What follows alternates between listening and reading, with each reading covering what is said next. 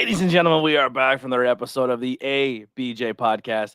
I have a special one here for you today. We're doing back-to-back interviews, one right now at 3. Then I'm going to take a little break, little rest job, and then we're jumping back in at 5 o'clock for part 2 for another interview. Not the same person, but maybe the same household.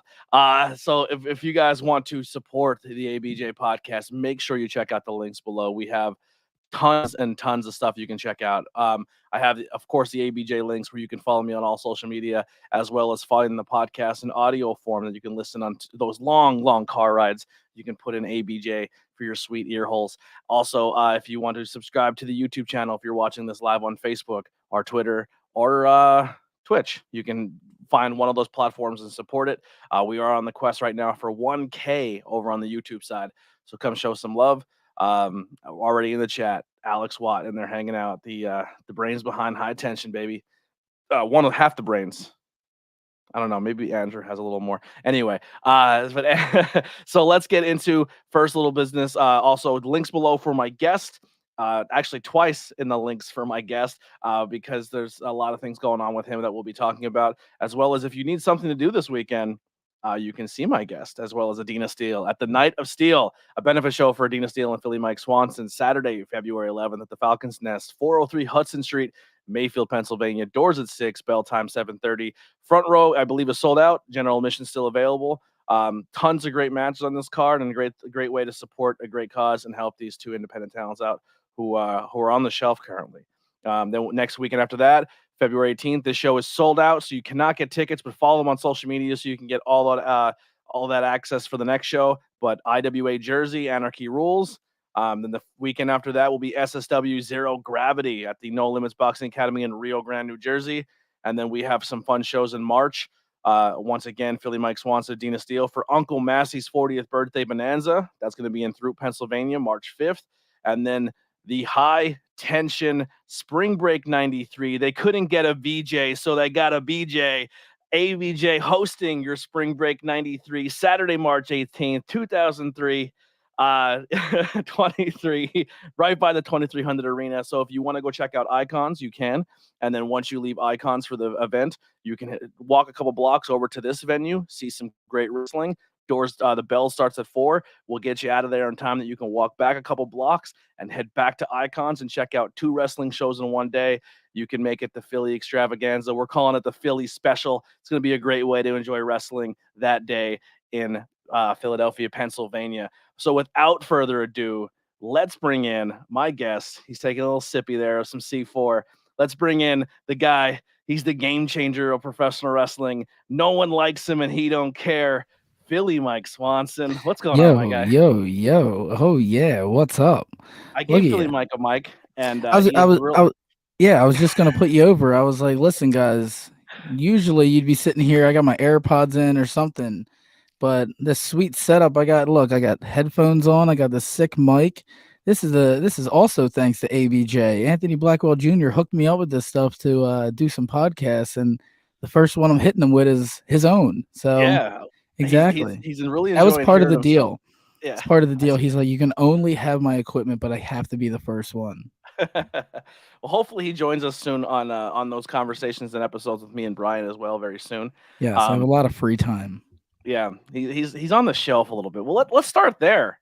So you tweak your knee at some point. Who knows? At this long journey, maybe in the course of a whole year. As far as I know, it's it happened in the summer of 2018 in a match. Yes, 2018. That was like a different world, right? That was a whole different world at that time.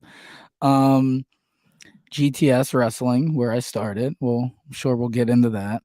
But I was having a match, and I decided it was a wonderful, great, like super cool idea to do an apron curb stomp, because like at the time my finish was the curb stomp. So I was like, yo, what if I like had him draped over the ropes and like his head, and I just like ran, jump up on the apron, curb stomp him, and land on the floor. Cool, right? Until I land my left leg decided it wanted to land on the floor, and all that weight is like, I was a little bit heavier back then. All that weight decided to crack out, and bam, There goes the left knee. You can see Grim slows it down slow mo. It's clear as day. Like he calls we at the time we were like, oh, you hyperextended it. It's fine.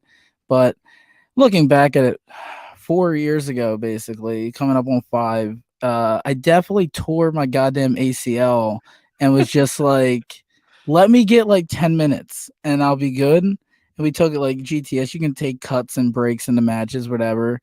And me being a determined little dude who just a year in the business was like, I got this, dude. I gotta make a name for myself. Here we go.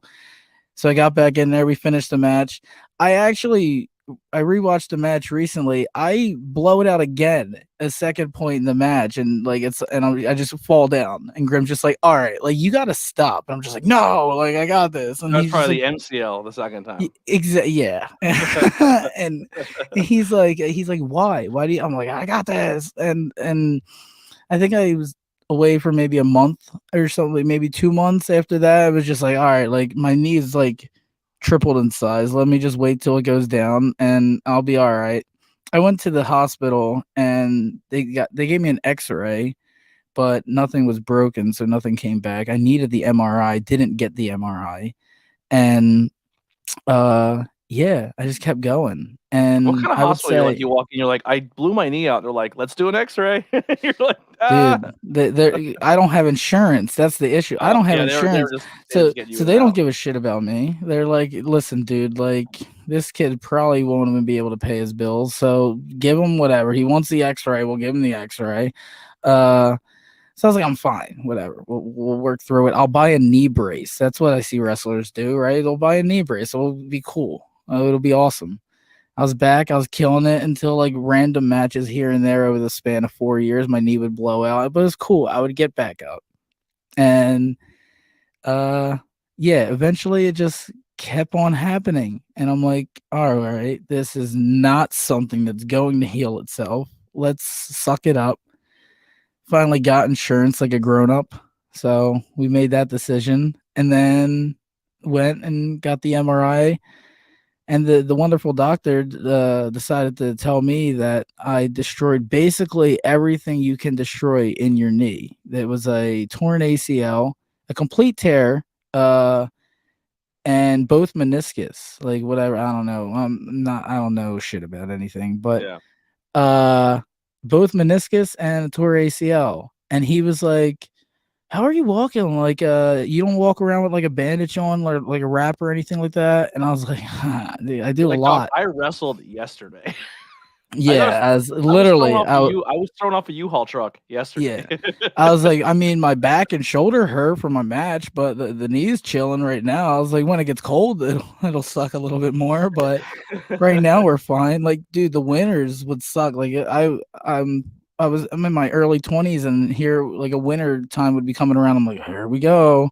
Yeah. Like, I was like, all right, something's wrong. I'm afraid to go to a doctor to check my joints because I know 100% nothing's torn because like it's almost impossible for me to tear muscles, but all of the cartilage and stuff that like the cushion that goes around my joints, dude, I'm bone on bone just because my disorder just destroyed it. And that's what I mean. Like, I would sit here and moving stuff around on my knee. I'm like, this is not in right. This is not in place. Like something's wrong here. And like, I'm like, oh, all right, let's do the grown up thing and let's get the surgery. So you found out you had a MCL, ACL, torn and meniscus destroyed. Yeah, and the doctor's like, yep. your surgery is scheduled for December. What was it? It was like a Tuesday. Well, that was the thing too. When I went to the doctors, I said I will do surgery, but I want to finish up all the bookings. I had like, I think you're an animal. Look, I've been wrestling 4 years with this tour ACL. I think I can finish out maybe 16 more shows. Like, I got this. So I was like, I had bookings lined up for the rest of the year. I was like, all right, you know what?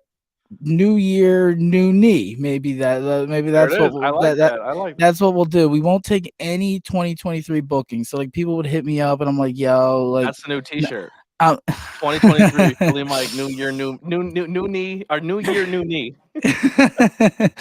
um, but I'm like, look, I wasn't really being open with that I was getting surgery yet. I was like, look, but I'm not taking any New Year bookings. Sorry. So I was turning some people down, and it would suck because some like cool things would be lined up and people would want to do, and I'm like, fuck, But so yeah, I had the few bookings lined up, and I said basically we got to setting the surgery date. Here we go.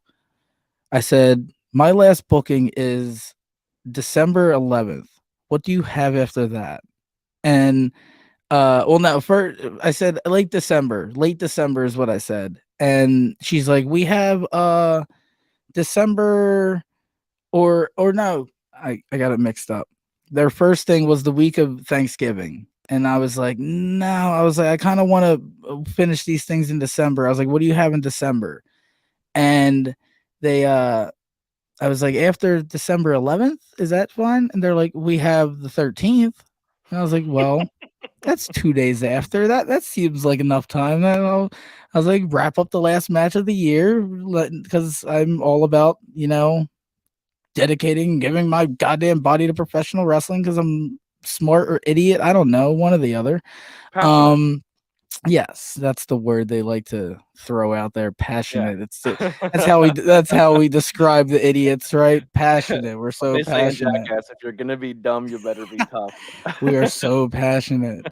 It's such a fun word, like, oh yeah. But we're idiots when it comes down to it. So yeah. They're like, and my buddy says to me, he's like, you idiot. He's like, don't you know 2 days after a match is always when you're the most sore? And I'm like, damn it, you're right. So like, We're gonna give you drugs. yeah, going in there. But it was cool. It was fine. The last match I felt good, so I didn't mess anything up in that last match. So that's all I Yeah, if you go back right now and you go check out the latest Smash Master shows, if you go back and check out the latest High Tension shows, you go back and check out the latest Groom's Toy shows, uh, tons of other promotions, SSW, he's working that entire time pretty much. If it's anywhere between October to December, he's working knowing he has a blown ACL, MCL, and no meniscus. And he's just like, I'm not saying a word to anybody until December. Yep. Yeah. And that was the thing too. It was that deciding factor whether I wanted to announce it ahead of time or kind of like do that last match or like it's a normal match and then be like, hey, here's a post, guys, I'm going away for a while. Like, we talked about also possibly making an angle where a wrestler like beats you up and blows your knee out and like attacks your knee with a chair real bad. Like that was talked about as well. And that was the route we kind of went with. It was, let's break the wrestling fourth wall, how we fucking you made love the post doing. saying you were going to get surgery before you did the angle. So I said I'm all about storytelling in wrestling. It's my favorite goddamn thing. It's the reason we all love wrestling, right? So I wanted to tell a story out of basically nothing. And me and Jay Bougie wrestled once at Sanctuary. It was a match that just was thrown together one night. We had fun with it, but we didn't do much. We kind of kept it easy. But Jay Bougie is one of the superstars of indie wrestling right now, and there's not many superstars in indie wrestling. There's a lot of pro wrestlers, not many superstars. So Uncle Masty, I asked him personally, I said, hey, there was different plans set up for that show. I said, listen, this is my last show. Do you happen to have Bougie booked for this event? He says, yes. I said, if there's one thing I ask you, could the match be against Jay Bougie? And he took a bit, but he said, you got it. Do you know what the match Bougie was supposed to wrestle? I don't know what Bougie was supposed to have, but I believe it was supposed to be me and Skylar Kincaid. We were supposed to continue that kendo stick match that still never got to happen. We were just card was subject to change. You shaved your beard for it. Yeah, I know. Sierra kicks my ass about it all the time. But so we were just going to continue that because that had to get changed, and I was fine with it. But I was thinking bigger picture here.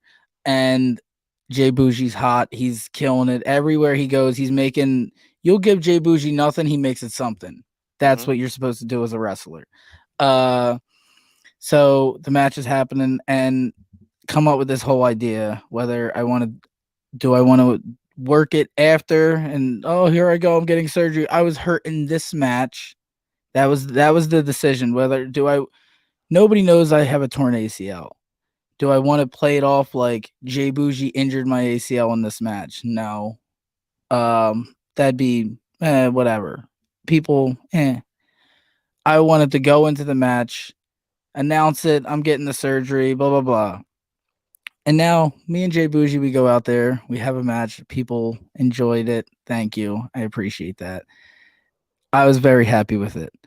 Um, but the post match thing is what I was more like pleased, I guess you can say, and happy with, because it was the exact vision I had in my head.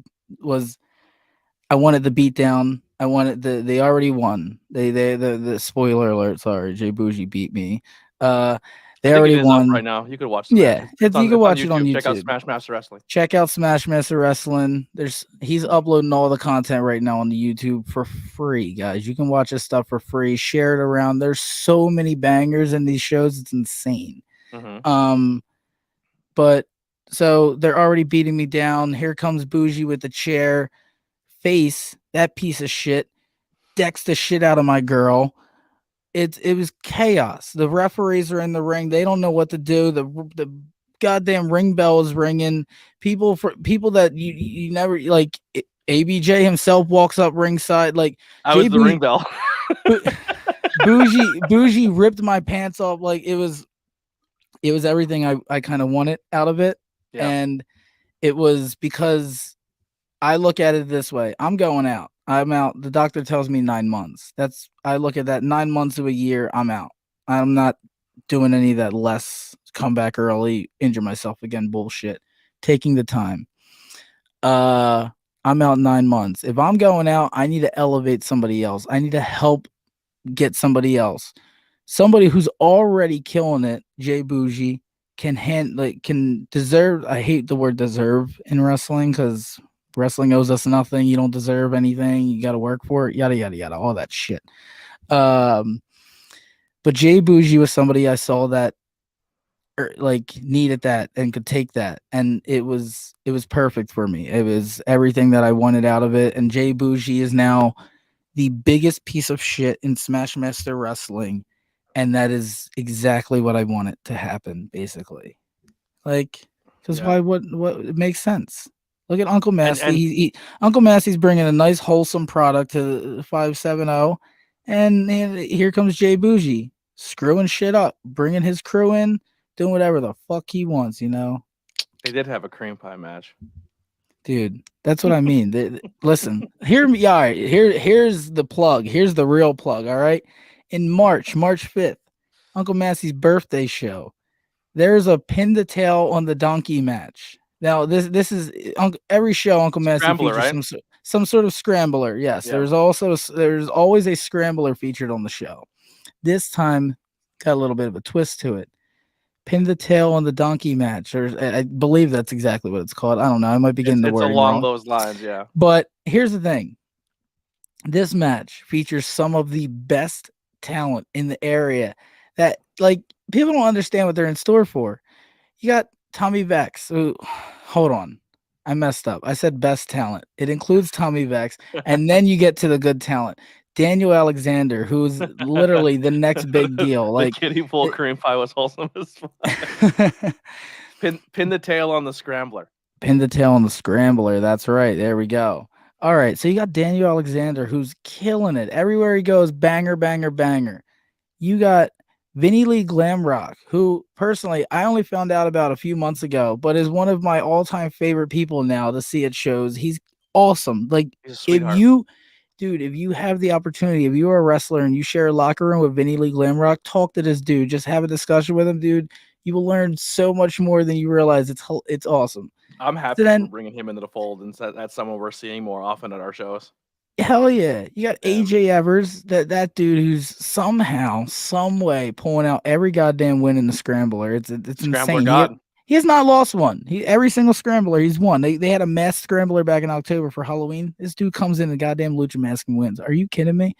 And then look, you have Grimm's Toy Show. Grimm from Grimm's Toy Show. Listen to me. I've known Grimm my entire run. It's hard to get this dude out of Jersey. So we're bringing him out to PA. We're bringing him out to the 570 for Uncle Massey's birthday. And it's going to be interesting is the word I guess you can put scrambler. And you're going to get your money's worth. Recently lost his title, Grimm. Yes, listen. Yeah. There's a lot of stuff going on over there. There's a lot of chaos always. One promise you can always get with GTS wrestling is the word chaos. Dude, so, that is one of the craziest fan bases I've ever. And when I say crazy, I don't mean that in a negative way at all. You are telling me, bro. I went to one show and I just sat and watched. I just gave you a ride. And I get messages all the time. They're like, "Are you part of the roster?" I was like, "No, I gave a guy a ride one show." Because they see us together at places, they think I'm a GTS member. I'm like, I'm not a GTS member.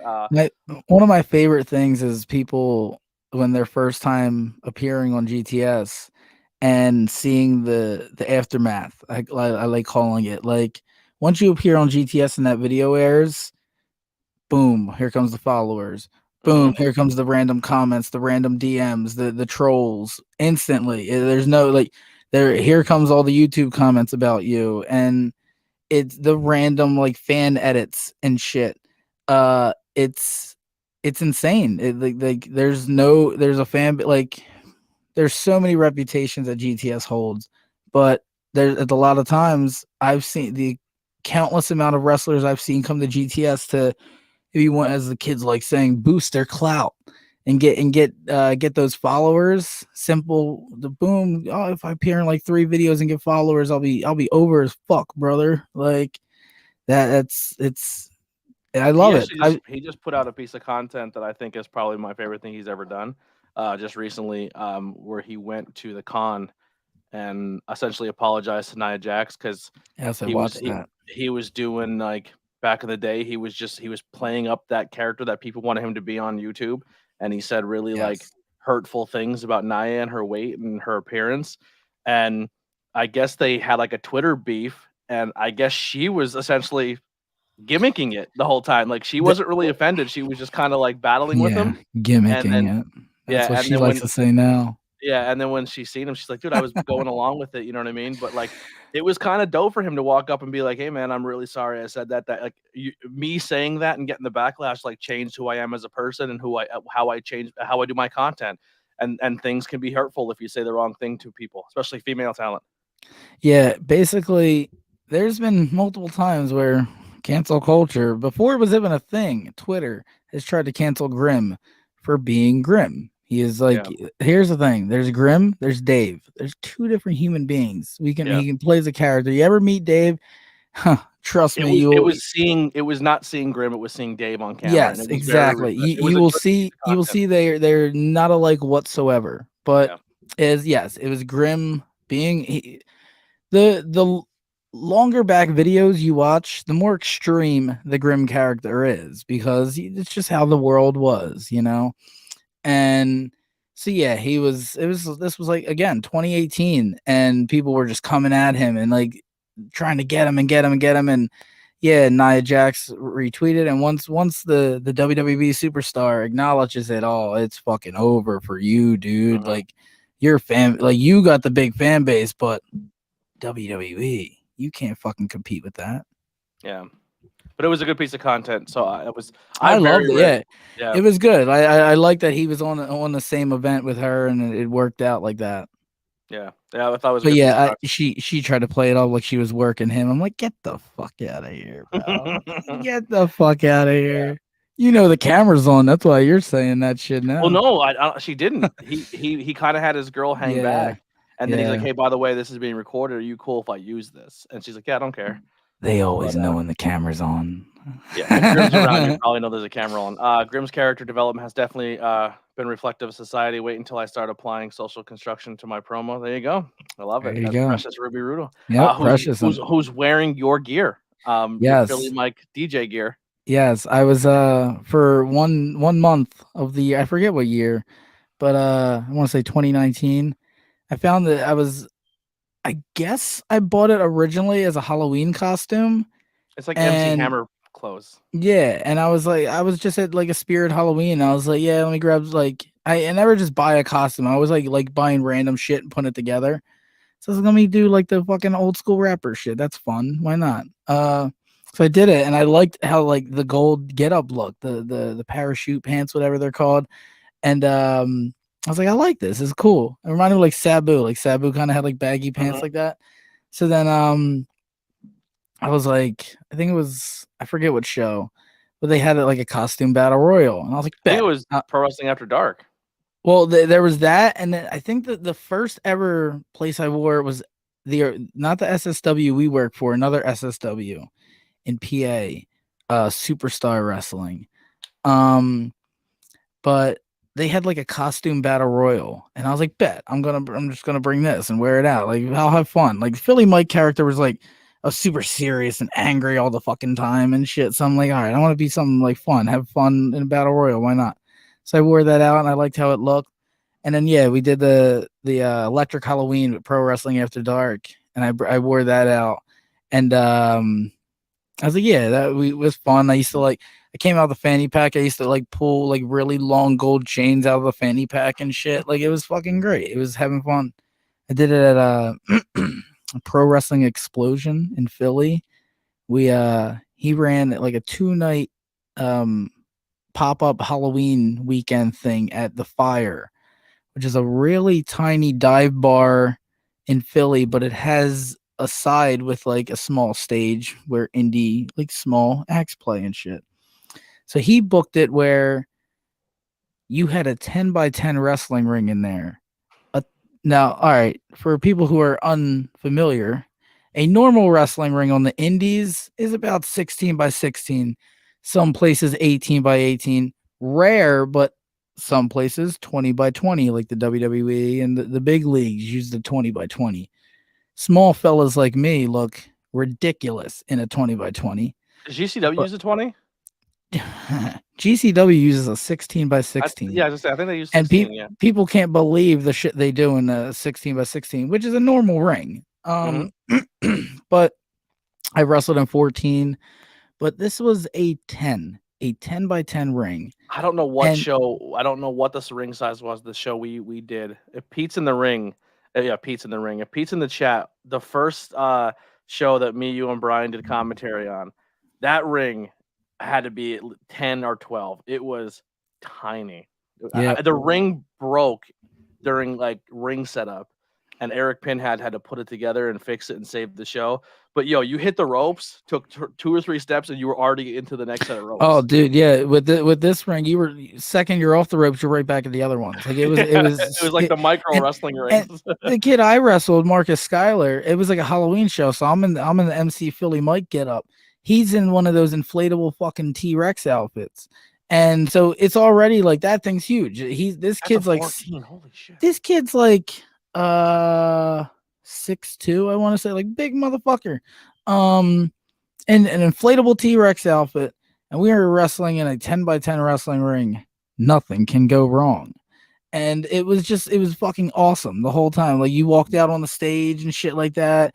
But the best part about the show was as you're wrestling, they would have bands playing on the stage. So the stage I is need right more of behind that in you. wrestling. I need more And music and wrestling collaborations. the main event act, it was like I think the match was some triple threat. It was like Tony Cini when he was doing his pizza delivery boy gimmick, coming in like acting like he's delivering pizza. They had a werewolf, and I forget what the third was, but they're doing a triple threat. And this band was from fucking Tokyo. Like they booked this band and they legit were from fucking Tokyo, Japan, spoke no English, and they're rocking the fuck out as this match is going on. And it was one of the cool, like, dude, it was, I wish I was higher for that shit. It was fucking insane. It was insane. It was fucking awesome. I watched a match where One of they my did favorite visuals. like a trios tag or whatever, and it was um Hollow Wicked, Ultramanus Black, and I forget who the third one was now. But it was them and versus the outfielders and somebody else. And Ultramanus's band is set up on the Yes, ring, so they yes. played him down. And then they're all in the ring, and Ultramanus just like puts his hands up like Kane and just starts attacking, and like they all start fighting, and the I band just love it. it I was like love it. it was so much fun. Hell That is yeah. actually on an LVAC show on IWTV. Yes. Go check that out. It was Avery Goods' final match I at a always mean to brewery. make it out to one of those shows. I'm usually somewhere else or something's Booked. I'm always booked when they're dude, doing it. every time I see their shows, like the pictures and videos after, they look like so much fun. And Yeah, that's they put on good. They dude, got up, and there's always someone from TV always hanging out there. right? If Nick Yeah. Cassidy's not there, then I think Eddie Kingston was at the last one. Yeah. Um, They all got people good friends, man. Good yeah, friends. It's they all all about met who up you know. like Who they you met know. somewhere. Dude, doesn't matter what you do in wrestling. It's about who you know. Absolutely. Come on now. Well, let's rewind here. How did you get into this insane thing called professional wrestling? How did I get into it? Like as a Yeah, fan or just as a fan. wrestling? Well, as a fan, then transformed into a talent. So like, all right, wrestling didn't hook me immediately. Like most people, you ask a wrestling fan, they're like, the first time I seen it, bam, hooked. Like not right away. Like my cousin was really into wrestling, and he had all the toys and video games and shit like that. And I was like, it was cool, but it was like whatever. I liked playing with the toys because they were action figures. Essentially, I liked action figures. Whatever. I was a boy growing up, but wrestling didn't hook me. One of the key memories I have, and it's such a weird memory that's locked into my brain, and I don't know why I love telling the story. But I was over a friend's house and we were all playing like one of the SmackDown games, like Here Comes the Pain, some shit like that. Shut Your Mouth, one of them. And before I was really into wrestling, we were playing like a 6-man match, and they were like, "You gotta play," you know. I was like, "All right, bet." And for some reason, I picked Scotty Too Hottie, and I was like, "This dude sounds fucking awesome." Like if I was a wrestler, I'd want my name to be Scotty Too Hottie, because why wouldn't it? Like right away, you're telling me what you're about. Like you're the man. So I was like, all right, bet. And they're like, yeah, his finisher's like the worm. And I was like, what? Like, so I didn't know what was going on. But that's like a key memory that's locked in my brain. And like the one time Scotty Too Hottie came to GCW and wrestled Janela and like did that whole thing, dude, it was one of the coolest fucking things I ever got to be a part of and just sit there and watch. I was like, yeah, I was like, dude, like that's like holy shit. And but the memory that I say, like the day I fell in love with wrestling, which is really weird, is the day Eddie Guerrero died. And it was because like growing up, it was like I watched wrestling here and there, you know, with my cousin. I believed it was real as a kid. But then, you know, I always had those older cousins. Yeah, it's fake. Why are you watching that fake shit? Blah, blah, blah, blah, blah. So more and more, I'm like, even as a kid, trying to decipher how the fuck is this fake? No, there's no fucking way. But then like I started to figure it out. And then as I'm getting older, I'm like, all right, yeah, obviously this shit's fucking fake. But they're how are they perfectly jumping over each other? But so then I remember just chilling and on the news, wrestler Eddie Guerrero dies. And I'm sitting there, I'm like, what the fuck? Like, this is on the news. This isn't fake. This isn't part of the show. Holy shit. Like, this dude fucking died. And then they had Raw, and everybody's out there crying. And it was the first time I was like, holy shit. Like, it became real. Yeah, wrestling was real. And I was like, whoa. And I say, like, the reason that was the day I fell in love with wrestling was because I said that was the day I wanted to become a wrestler. Because growing up, I was very into acting and like I didn't do anything like acting. I was never like acting in school, but I just loved the idea of movies and shows and directing and shit like that. So then I always say I was one of those rare, like people stopped loving wrestling and grew out of wrestling when they found out it was fake. I started loving it more. I was like, hold up. So they're actors and they're doing this shit and it's cool. Like they're actors that get cool ass entrances and fucking pyro and lights and like what? They do all this shit and they're just like they're working together. This is like that's fucking cool. Like, well, I want to do that. That's fucking. I want to do that. And so that was like the connection. I was like, okay, this is real. All right, like, all right. And I was hardcore WWE kid, and then TNA started popping off, so I became like a TNA. I was for a few years I was more about TNA. I was like, this is cool, man. This is like a little edgier. And then I started going to indie shows and shit like that, and I was like, oh, okay, this is like right up in my face. This is fucking cool. This is awesome. And just from there, it blew off. You know, it fucking took off. Indie shows were the way to go. You know, like I kind of stopped going to more of the bigger shows, and it was just cool developing relationships, you know, with people, whether it's fans or wrestlers. I know people in wrestling that we like we're wrestlers now. We're both fucking doing shit, but we were just going to shows together at the ECW arena, showing up to House of Hardcore, just hanging out.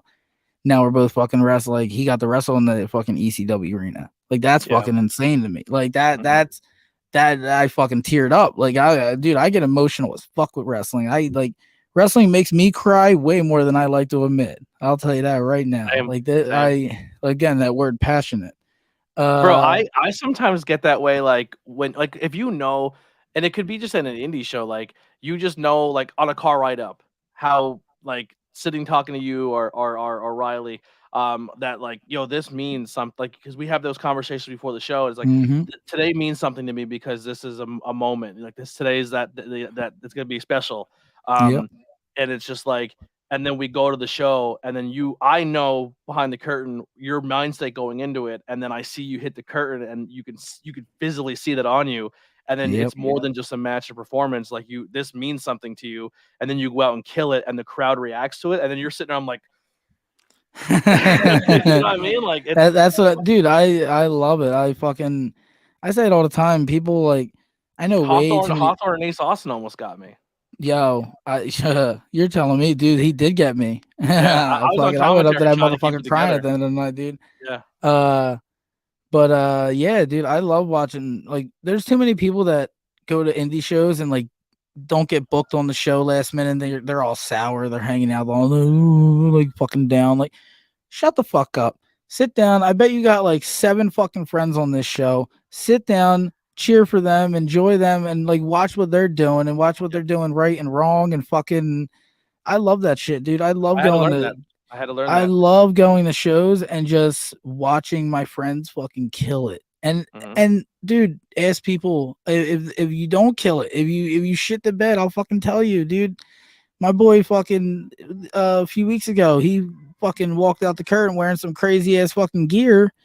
And I'm like, what, dude? I go up to him at the end of the night. I'm like, bro, I love you to death, but what the fuck was that? Don't ever wear that shit out there again, dude. Like, and they like, you just need to be real with people, man. That's how everybody gets better in this shit. You can't front with people. You can't fucking lie to people or bullshit people.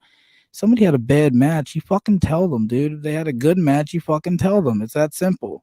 Yeah. I had people tell me sometimes when I was doing things on commentary that wasn't good, and they're like, "Yo, you have to adjust that." And I was like, "Why?" They're like, And "'Cause you just called it a spot." And I went, "Oops." yeah, there's I did stuff that like once, twice. that. Like somebody sent me a promo the other day, and they're like asking me how it was. I was like, it's good, but you're using too many insider terms. Yeah. Like it I was it doing that depends. on commentary for a little bit. It's it depends where you're at. Like if there's some feds that are like all fucking, oh yeah, we have smart marky fucking crowd. Yeah, whatever. They pop for that shit. But Mhm. if it's a fan base that is not gonna understand what the fuck you're talking about, then yeah. But Yeah. So you how did you transition then from a fan to finding your first goal and getting into professional wrestling? so basically, fucking, I started going to indie shows more and more, and then that was the thing. Like, I felt like I was robbed a lot of the whole, like, even though I am a fucking backyarder, I feel like I could have been yarding much younger.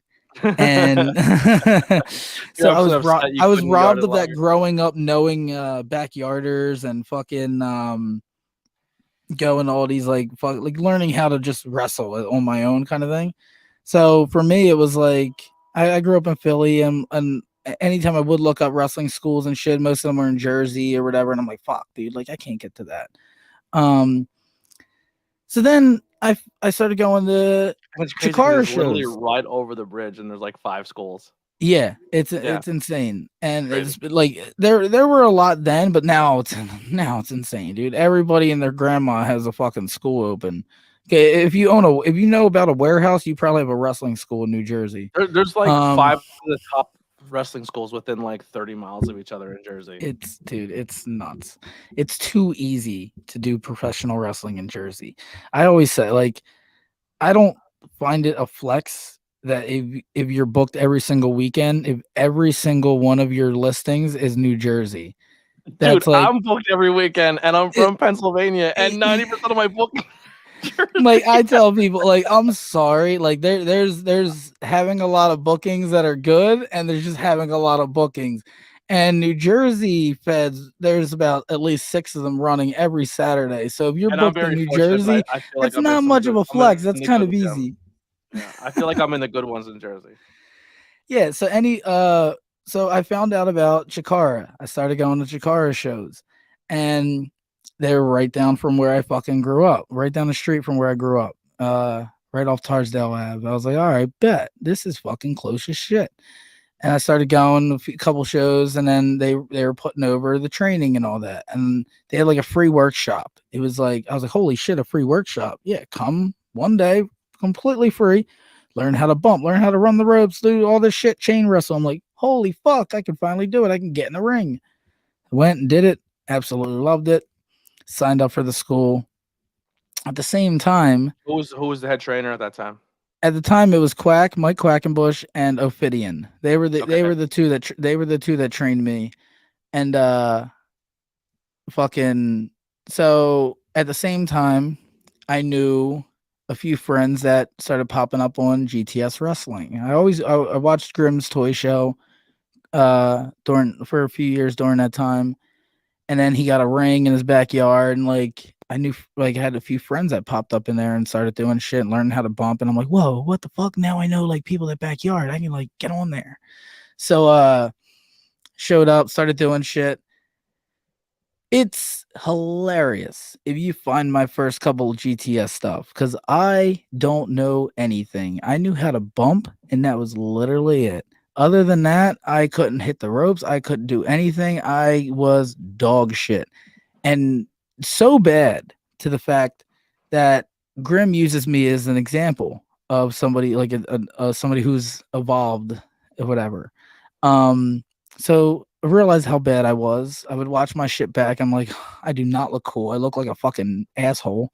Um, so then I started like, I was like, you know what? Let me just stay away from GTS for a while and just really focus on the training. I'll just boom, pump this out. Like, so I think it was about 6 or 7 months. I just was at the Wrestle Factory doing shit, and uh, way better. Like, I don't know how, like, got just learned a lot more in that time span. Who was all And I part was, of your training and classes at Monster Factory when you were there? uh, trying to remember exactly. The key people that were in my class were Marcus Schuyler, the Bristol Lion that I mentioned earlier, Devontes, who is another one who's booked very heavily in the scene I now. fucking love I Devon. dude, I I love will Marcus Scalar too. Both of them are my I favorite. will yes, exactly. I love them both to death. I will always put fucking Devontes over to somebody. He is one of my top guys. Like I always have friends that like book shows, whatever. They'll message me, yo, If I had I the need power of Beast I need a big a wrestling guy. company, Devontae would be probably my champion. They're like, I need a big guy. I'm like, he's not tall. He's not tall at all, but he's solid. And he looks awesome. Devontes, baby. Yeah, He has a good mean look, the dude, and mouthpiece, he's the one of the mohawk. exactly. He's one of those guys like when fucking I don't think he had the mohawk at the time or the beard, but when like day one we started training together, and he had all the tattoos, and like he was still like he wasn't as built as he is now, but he was still built. But dude, just his first bump, we're like, all right, now we know who the fucking standout in the class is. Like this dude, obviously. Um, We're both so Washington fans, and at Avery Good's last show, they like people didn't know that we were coming, so me and Brian went and we're like first row. So me and Brian are literally a barricade, so they could do the camera work. Like we were kind of like a yeah, blockade, so they could do camera. And Devontae comes out. I'm like, Devontae loves the Philadelphia Eagles, and he just turns and goes, Fuck you. Dude, but there was a couple people in my class that like were so good and like had so much potential, but they just didn't stick with it. Like they were just kind of like getting the experience to just like say they did it, like Were you learn it. there when Mikowski was there, or was he later? Yeah, Mikowski was there, but we weren't in the same class. Like I did the tier system where it was like the best way to compare is like there's like full time and where you're there all throughout the week and shit, and there's like part time. I only went on the weekends. So I would go and just train with Quack or Ophidian on the weekends. And I never like there would be a few seminars and workshops and shit that I would show up to during the week, but not I wasn't a full-time student, as you can say.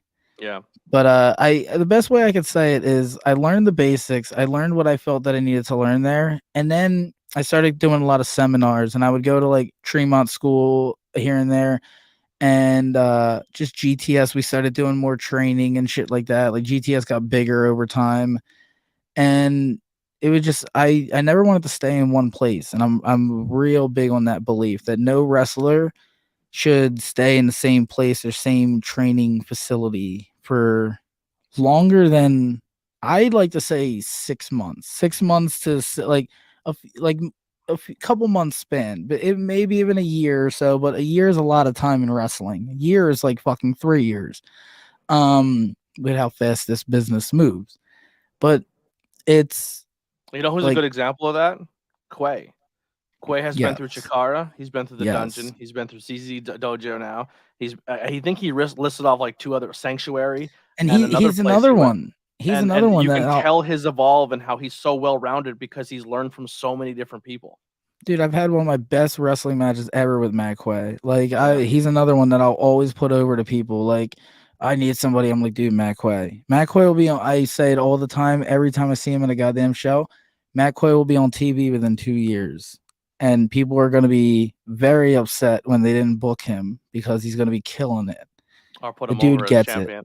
The dude gets it, bro. He gets it, and that's what you need to know in wrestling. You just need to be able to get it. Yeah, he's very, very As good. dumb as that sounds. But yeah, fucking so nobody there. It's a proven track record that people that stay in one place for so long, they don't get that right. They either get complacent and they stay and content and they're just stuck there, or they all wrestle the fucking same, dude. I hate that shit. I hate when I see wrestlers come from school and they all wrestle exactly the same. Like that's not what wrestling is. Every single one of us that do this is supposed to be unique. We're in some sort of way. Even if we're copying or parody or fucking tribute act to something, we all need to be unique in some sort of fucking way. Like I get like there's a lot of people that put over the whole too many wrestlers wear shirts when they wrestle and shit like that. I get that. I'd be a shirt wrestler. I get that, but if we were at the same time we were all shirtless, the fuck would be cool about it? Then we'd be like some weird fetish to me. Dude, that's like, why I love Kevin Owens, man. He just looks different than everybody else. Yeah. Oh yeah, dude. My favorite was I watched Kevin Owens' NXT debut with a buddy of mine who doesn't watch wrestling at all, and he like walks out and the crowd's going fucking nuts and shit, and my buddy's just like, he's a fucking dude. He's just a fucking dude. Like he's wearing basketball shorts and a t-shirt. And I was a little heavier set at the time, and my buddy's like, I feel like that'd be you if you wrestled. He's like that's you in fucking 10 years. Get the like this dude. And then the best part was like him getting in the ring and absolutely murdering fucking CJ Parker. And he fucking he killed it. Dude, it was one of the best debut matches you can have in NXT. And my buddy was like, all right, dude, that guy can move. Like he can go. I'm like, exactly. Like that. I love that shit. Yeah. You guys just go. So he wins people over. That's what's beautiful about him and like Sammy and people like that. It's just like you look at them like, what makes you different? And then you just watch them work and like, oh, that's what makes you different. Dude, exactly. Like everybody is fucking unique and different. Yeah. So yeah, you Chikara, then you start going GTS. What are some of your favorite stories or memories in your years of wrestling? Like maybe a match you had or a behind the scenes story that you can tell without getting people incriminated for crimes. I don't know. Try to been through a lot of interesting and dumb fucking situations. That's for sure. While you're thinking, I'll segue to this. So Yeah, another thing that makes me I'll very come to excited, something. that makes me excited for you, and Rosh Uncle Masty kind of alluded to it earlier on. You're the gateway drug of professional and independent wrestling. Yes, Because yes, you'll message one of us and be like, "Yo, I need a you guys want to go a car ride up?" And essentially, it's you need a ride, but you're getting a car full of people to go somewhere. But yep, it sounds, when you say it, it sounds like I don't have a ride and I'm being selfish. I need you to take me. But your yes, mind state is no, no, no. I do need a ride there, but if I can bring a carload of people, I'm gonna put everyone in that car over to where I'm going and try to get you guys to work. And exactly. 9 times out of 10, if you go for that car ride, even if you don't get booked, you're going to make good connections, you're going to make good friends, and you're going to be exposed to a new market. And I've seen you do that for myself. You've done it for Rosh. You've done it for Hawthorne. Like, if Philly Mike, look at the camera, if Philly Mike comes to you and says, "Do you want to get in the car and go somewhere for this weekend for wrestling?" Go. You will have a blast.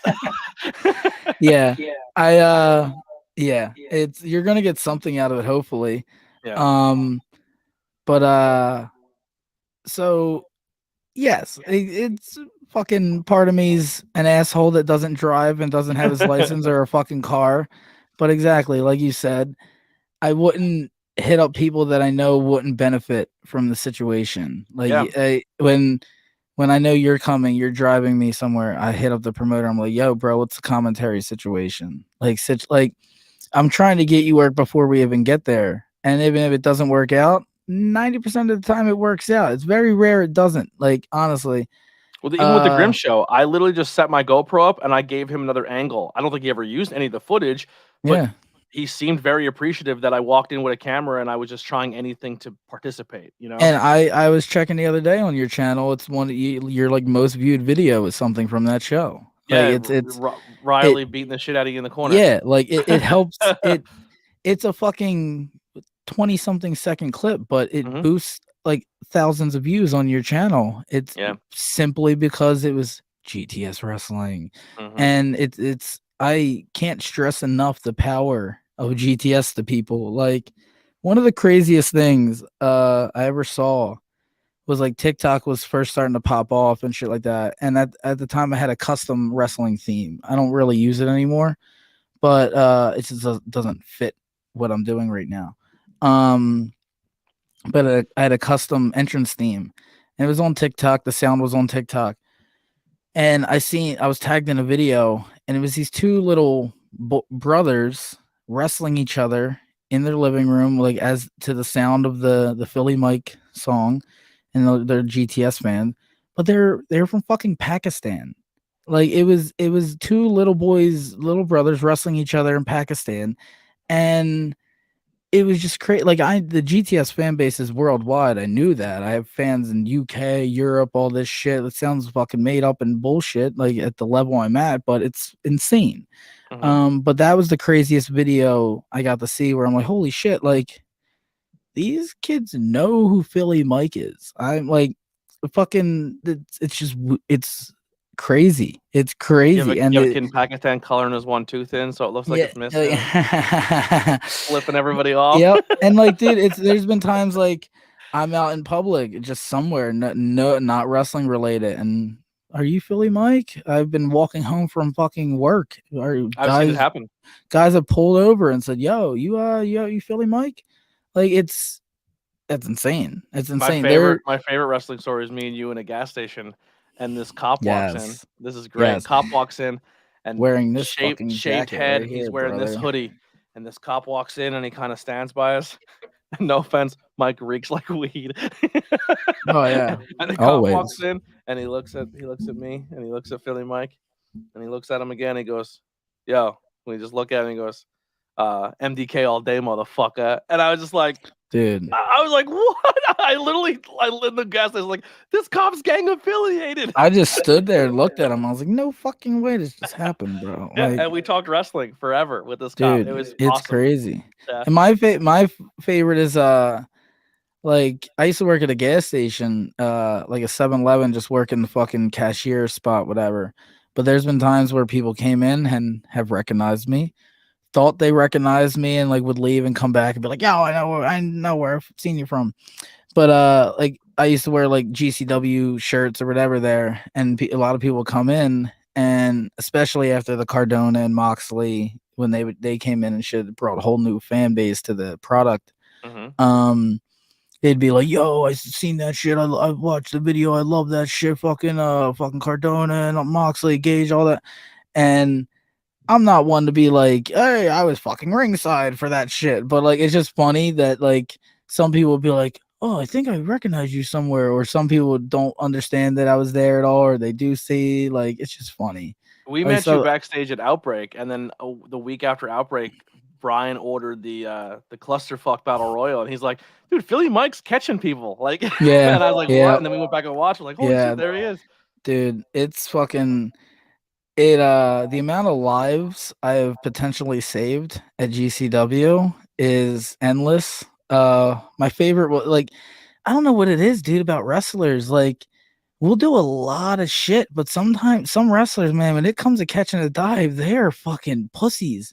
They're just scared. They're like, like fucking, oh no, I'm gonna get hurt, bro. But you'll fucking do something off the top rope like later in the match, and I take pride in catching people in dives. I love that shit, dude. Like, why fucking just hug those motherfuckers when they come at you, bro? It's not hard. It's really not. Like, you might get kicked in the head. Yeah, that sucks. But, like, catch that motherfucker, dude. They're trusting you.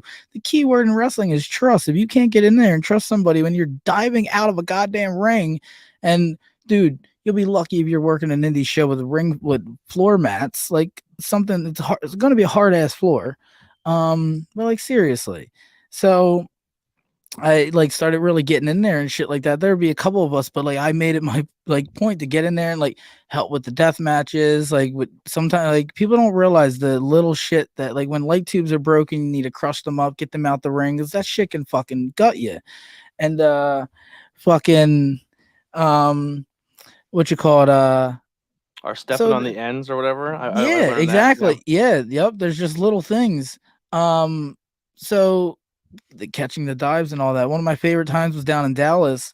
It was like a scramble match. There was like 7 motherfuckers in the match, but Nick Wayne did like a 630 or whatever he did to the outside. And I, even though it was a scramble with like 6 guys catching him, I made sure to get in there and fucking help. And I'm dead center in the middle and I eat all of it. I just fucking catch him. We go down. This motherfucker runs up to me later in the night. He's like, "Philly Mike, dude," he's like, "I just want to thank you so much." He's like, "I watched that." He's seen the GIF on fucking Twitter. He's like, "I seen the GIF." He's like, "You fucking took all that." Here, this kid was terrified to do the spot. And he's like, "I don't trust." Like he was nervous doing it to the floor.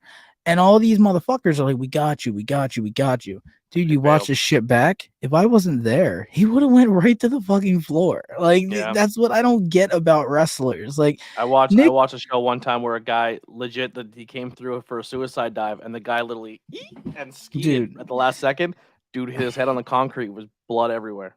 that's what I'm saying. Like, dude, I watched fucking Drew Blood smack his head on the fucking concrete and it just pour out. Like that shit's fucking. Because the What guy the just fuck? bailed on the last spot. Yeah, like what the Because fuck? he freaked out. He got scared. Yep. Yeah. I had like one time. We are getting close to the hour mark, so I don't want to go super late. Plus, I don't want to take time away from the next guest. But oh no, screw her, bro. Let's take her time. Let's just leave. Let's just but inch over into that time. Fuck her. Since you've been dealing with this injury, and like I said, we have the links below. How has the reception been for people, and how has people like the support been for people still like reaching out to you and trying to do what they can to help? Big time, like it's been insane, honestly. Like it was funny, but with the GTS fan base, because when I put it out there about the knee injury, they knew right away. They're like, "Oh, it's from that match that you had with him in 2018." Like they pinpointed it right away, and so that's just been insane. Obviously, the reception from a GTS fan base is always insane, but just everybody, like wrestlers reaching out and shit like that, like wrestlers hit me up for merch, and just some people sent me money just to fucking send me money and just like, "Yo, just keep this, help out." Like it's been like endless support. And yeah, like you mentioned earlier when we opened the show, we have that benefit show this weekend. Night of Steel, High Ground Pro Wrestling's first event. It's a benefit show for Adena Steele and Philly Mike Swanson. And there's going to be a good amount of matches, a lot of wrestling matches. What's an indie show without a lot of wrestling matches? So, yeah, it's going to be a night interesting. There's drinking from what I've never been to the Falcons Nest. From what There's I a hear, bar. there is a bar. So, what more can you ask for? It doesn't matter the And they price of serve Jenny admission cream after ales. that. Oh wow. I love that beer. It doesn't matter the price of admission after that. They have a bar in pro wrestling. There endless amounts of opportunities from there. You can heckle, you can yell. Please come to the benefit show and heckle all of these pro wrestlers. They need it. They Yeah. need some heckling in their lives. How has So it been for you to have to sit back and then play that role of watching instead of being a part of it? it's right now. I keep telling people like that's a lot of people have been asking me that, and right now I'm chilling. I guess you could say like I'm definitely the ideas are flowing like crazy, like as far as what I want to do for when I come back, but I haven't gotten to that like point where I'm itching like I want to get in there, I want to wrestle. I wish I was wrestling. Like, right now I'm enjoying sitting back and watching, like I said, my friends do shit and just other people do shit, and like more people are getting to come to me with ideas and like all this shit, and I'm get like helping with feedback and whatnot, and I enjoy that. I like I always say I come up with way better ideas for my friends than I do myself. My ideas for myself suck, bro. Most of my cool ideas have came from other people. But Yeah. so it's just been cool. Like I've been to some very good indie shows since the injury, and I've been to some of the worst I've ever attended. And I get there, and there's been a few times where I've gotten genuinely fucking mad because there shouldn't like there's just some things that shouldn't be bad that are like Well, at a wrestling show, when you're back behind the curtain the entire time, like you're working on your match and figuring out your stuff for your match and exactly don't see 90% of the show. And then you hit exactly. the curtain, you're like, why is the crowd dead? And you're like, and So if you I'm kind of back in fan mode right now. Like I'm going there and like observing everything and watching people, and a lot, like I said, people have been coming up to me asking, "Yo, what's the deal? Like, how was my match and shit like that?" And I've been telling plenty of my fucking peeps, I'm like, "Yo, that was shit, bro. It was garbage. It was what the fuck was that? What was that finish? That finish fell flat. Like what? Like, and some people I like seeing how people take it, because some people will take it like, what the fuck, dude? Like I killed it. If you think you killed it, you probably didn't. I have a big thing and it sounds dumb, but if you think you're a good pro wrestler, you're probably not. All the good pro wrestlers I know don't think they're good. And that's part of the learning of wrestling. You're always learning, you're constantly learning, you're constantly filling your brain with new shit to adapt. And wrestling's always changing, so do you need to be too. being humble is a Um big thing. dude, being humble, just like, and just having your finger on the pulse with things and being open-minded. And I've known wrestlers that fucking 20 years I've been in this business, but you've been the same fucking thing for 20 years, and that's why you're right here. Mhm. And I also like, dude, another big thing. If you have to tell me how many years you've been wrestling, I kind of already like check you out of my brain. You're kind of already like, like I should know you've been wrestling 20 years. That should be an accomplishment. I should know you've been wrestling 20 years. You shouldn't have to tell me, because if you've been wrestling 20 years and I it's like everybody who watches wrestling every goddamn weekend have never fucking heard of you. That's what have you been doing for 20 years? You're What not the fuck? wrong. Dude, what have you been doing for 20 fucking years that none of us have ever heard of you?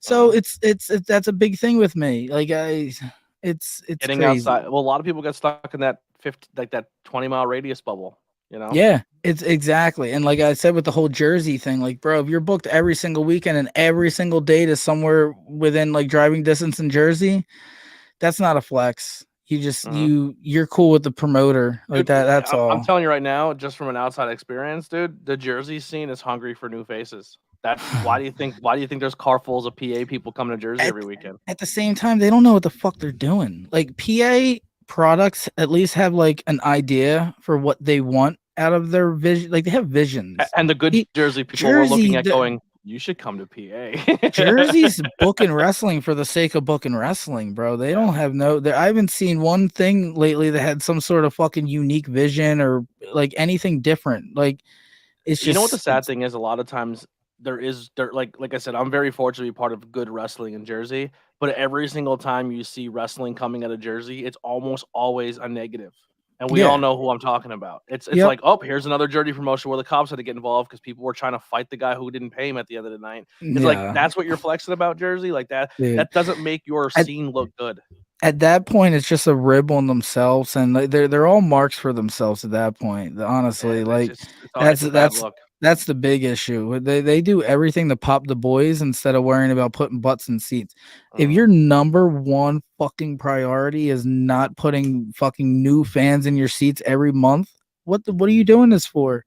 Yeah. Fuck your internet shit and your fucking, oh man, we're buddies again. Now we're not buddies again, dude. Go fuck off. All right, like you know what that tells me? Nobody paid attention to you in high school. Nobody paid attention to you in high school, and now the internet is like a popping thing. And you found a community within wrestling because that's easy, and you feel welcomed. Oh, you're a promoter, so now you have some sort of power and say. No, dude, you're still a fucking loser. Come on, bro. Like when you got some money. Oh man, let's kiss up to you. Yeah, they're in love with themselves. They love all the attention. I love the attention, but for the sake of pro wrestling, brother. Before we get unbooked, let's end this one. Philly Mike. I love you, brother. Thank you so much. You're going to see more Philly Mike now that he actually finally set the microphone up on hopefully joining us on Thursdays and Fridays. It was a lot easier than I expected. Yeah, you nailed it. I did. I'd seen the Snapchats of you like listening to your own voice in your head and you're like, oh. But yeah, thank you, Mike, for hanging out and joining. We're going to take like a quick break here and we'll be back at 5:00 with our part 2, episode 27 with Riley Crow. Holy shit! No way. You were able to book Riley Crow? Yeah, no bro. Way. Oh it was not easy. You know what I mean? I had to pull strings. I had to open up the checkbook. You know. Damn, I was surprised she didn't no sell your DMs, man. She's a diva. She's a diva. She's a strange bird. You know. Strange bird. She's a strange bird. Shut up, D. All right. Yes, this was fun. We will do it again. I'm gonna make her do the waving inflatable arm 2 men dance. Oh man! Oh, here we go. Yes, yes. Make her do it. What? It gets better than Mike. That's right. Oh wow! Yeah. Look at Alex. Alex is a Riley. Look. Dude, at ringside, it's a great interview. Thank you guys so much. Please, once again, links below to support Philly Mike. He's got t-shirts, 8x10s, lighters. I may use this lighter every single time. There it is. I smoke cigarettes. Yeah, guys, I have lighters and t-shirts. If you don't like the stuff you see online, just hit me up, bro. I got t-shirts. I'll ship them right out to you. Yeah, it's cool, man. Only $25. We got this. I got support plenty this of them. guy. He'll do cameos. He'll send you birthday card readings. He'll do anything you need. Yeah, I will book me in a cameo this week, especially because I'll make it a point to send you a insult and make fun of you that your team is not in the playoffs and mine is. So that'll not even the playoffs, the Super Bowl, motherfuckers. Yeah. So that should be a bit. Pay you $10 for, and don't go through Cameo. Just private DM you, and then you'll make fun of them. Private DM me $10 so they don't take any money from me. Screw that. They take a percentage, guys. Yeah, they do. Little known fact, everything they take a percentage. So just I got Cash App, Venmo, PayPal. So hit me up, guys. Send me the money directly, and I will send you. I got a lot of free time, guys, and I got this cool microphone set up now, so I'll send you whatever. Yeah, and also if you want to book Mike on your own podcast, hit him up. He's got, like I said, he's trying to get his name out there, trying to stay in the scene. Follow him on all social media and show this guy some love.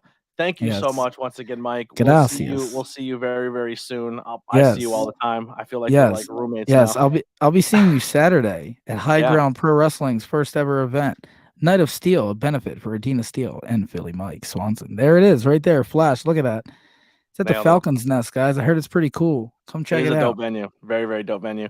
Me and myself, BP, will be on commentary. It'd be a great time. Come on out if you can. If you can't, like I said, just hit them up on social media. Show some love. Leave those comments and likes. And here's some Billy Trey. DMs. We're out of here.